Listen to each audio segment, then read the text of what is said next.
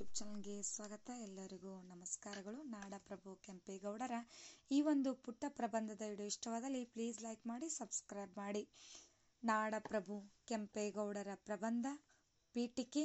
ಹಿರಿಯ ಕೆಂಪೇಗೌಡರು 1500ರಿಂದ 1569 ಅಥವಾ ಮೊದಲನೇ ಕೆಂಪೇಗೌಡರು ವಿಜಯನಗರ ಸಾಮ್ರಾಜ್ಯದ ಸಾಮಂತ ರಾಜ್ಯವಾಗಿದ್ದ ಯಲಹಂಕ ನಾಡಿನ ಪಾಳೆಗಾರರಾಗಿದ್ದರು. ಹಂಪಿಯ ವೈಭವವನ್ನು ಕಂಡು ಬೆರಗಾಗಿದ್ದರು. ಕೆಂಪೇಗೌಡರ ದೂರದೃಷ್ಟಿಯಿಂದ ನಿರ್ಮಿಸಿದ ಬೆಂಗಳೂರು ನಗರ ಕರ್ನಾಟಕ ರಾಜ್ಯದ ರಾಜಧಾನಿಯಾಗಿರುವುದಲ್ಲದೆ ಭಾರತದ ಪ್ರಮುಖ ನಗರಗಳಲ್ಲಿ ಒಂದಾಗಿದೆ. ವಿವರಣೆ: ವಿಜಯನಗರದ ಸಾಮ್ರಾಜ್ಯದ ಸಾಮಂತರಾಗಿದ್ದ ಕೆಂಪೇಗೌಡರು 1537ರಲ್ಲೇ ನಗರವನ್ನು ಕಟ್ಟಿದರು.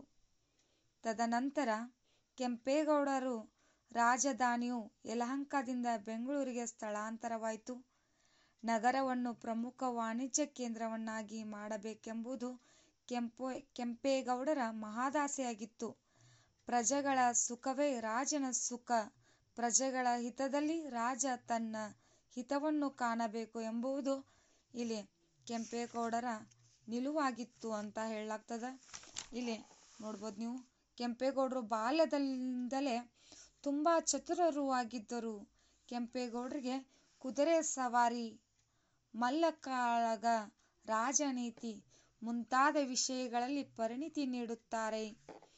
ಕೆಂಪೇಗೌಡರು ಅಭಿವೃದ್ಧಿಪರ ನಾಯಕರಾಗಿದ್ದರು. ಸಾರ್ವಜನರ ಕಲ್ಯಾಣಕ್ಕಾಗಿ ಹಲವು ಯೋಜನೆಗಳನ್ನು ರೂಪಿಸಿದರು. ಕೆಂಪೇಗೌಡರು ತಮ್ಮ ಪ್ರಜಾಪ್ರಿಯ ಅಂಕಿತ ನಾಯಕತ್ವದ ಮೂಲಕ ಇತಿಹಾಸದಲ್ಲಿ ಅಮರರಾಗಿದ್ದಾರೆ. ಅವರ ಹೆಸರಿನಲ್ಲಿ ಬೆಂಗಳೂರು ಅಂತಾರಾಷ್ಟ್ರೀಯ ವಿಮಾನ ನಿಲ್ದಾಣ ಮತ್ತು ಅನೇಕ ಸ್ಮಾರಕಗಳು ಕೂಡ ಸ್ಥಾಪಿಸಲ್ಪಟ್ಟಿವೆ. ಕೊನೆಯದಾಗಿ ಉಪಸಂಹಾರ: ಕೆಂಪೇಗೌಡರು ಬೆಂಗಳೂರನ್ನು ದೇಶ ವಿದೇಶಗಳು ತಿರುಗಿ ನೋಡುವಂತೆ ಮಾಡಿದ್ದಾರೆ. 1569ರಲ್ಲಿ ಮರಣ ಹೊಂದಿದ್ದಾರೆ. ಅವರ ಮಡಿದ ಸ್ಥಳದಲ್ಲೇ ಪುತ್ರ ಇಮ್ಮಡಿ ಕೆಂಪೇಗೌಡರು ಅವರ ತಂದೆಯವರ ಸ್ಮರಣಾರ್ಥ ವೀರ ಸಮಾಧಿ ಗೋಪುರವನ್ನು ನಿರ್ಮಿಸಲಾಗಿದೆ. ಕೆಂಪೇಗೌಡರು ತೀರಿ ಹೋದ ನಂತರ ಅವರ ಮಗ ಕೆಂಪೇಗೌಡರು ಅವರ ತಂದೆಯವರ ಸ್ಮರಣಾರ್ಥ ವೀರ ಸಮಾಧಿಯನ್ನ ಗೋಪುರವನ್ನಾಗಿ ನಿರ್ಮಿಸಿದ್ದಾರೆ. ನಿಮಗೂ ಕೂಡ ನಾಡಪ್ರಭು ಕೆಂಪೇಗೌಡರ ಈ ಒಂದು ಪುಟ್ಟ ಪ್ರಬಂಧದ ವಿಡಿಯೋ ಇಷ್ಟವಾದಲ್ಲಿ ಪ್ಲೀಸ್ ಲೈಕ್ ಮಾಡಿ, ಸಬ್ಸ್ಕ್ರೈಬ್ ಮಾಡಿ, ಶೇರ್ ಮಾಡಿ, ಕಮೆಂಟ್ ಮಾಡಿ. ಹಾಗೆ ಫಸ್ಟ್ ಟೈಮ್ ನಮ್ಮ ಚಾನಲ್ ನೋಡ್ತಾ ಇದ್ರೆ ಪ್ಲೀಸ್ ಸಬ್ಸ್ಕ್ರೈಬ್ ಮಾಡ್ಕೊಂಡು. ಥ್ಯಾಂಕ್ ಯು, ಧನ್ಯವಾದಗಳು.